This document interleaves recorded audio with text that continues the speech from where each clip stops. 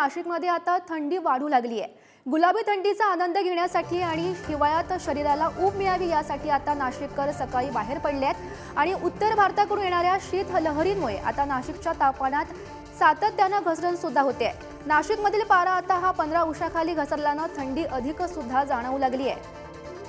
तर बातमी आपण पाहतोय नाशिकमधून। नाशिकमध्ये सध्या थंडी वाढू लागली आहे आणि थंडीचा आनंद घेण्यासाठी सध्या नाशिककर सुद्धा बाहेर पडलेले दिसतात।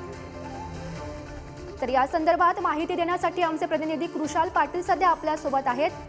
कृषाल, नाशिकमध्ये सध्या थंडी वाढू लागली आहे, काय वातावरण आहे नाशिकमधलं? गौरी, खरं तर नाशिक जिल्ह्यासह उत्तर महाराष्ट्रात थंडीचा जो कडाका आहे तो वाढल्याचं दिसून येतं। शहरी भागामध्ये नाशिक शहरात गुलाबी थंडीचा आनंद घेण्यासाठी नागरिक जे ते आता घराबाहेर पडताना दिसून येत आहेत। गोदा पार्क असेल किंवा जॉगिंग ट्रॅक असेल या ठिकाणी व्यायाम करण्यासाठी नागरिक जे ते रस्त्यावर दिसून येत आहेत।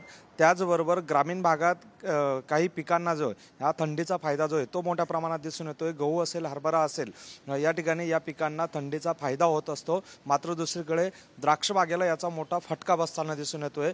द्राक्ष पानांना क्रॅक जाणं किंवा बुरशीसारखा रोग जो आहे तो या द्राक्ष बागेवर येतो। परिणामी शेतकऱ्यांना या ठिकाणी एक दिवसाआड फवारणी करावी लागते। खुशाल, धन्यवाद तुम्ही दिलेल्या या सविस्तर माहितीसाठी।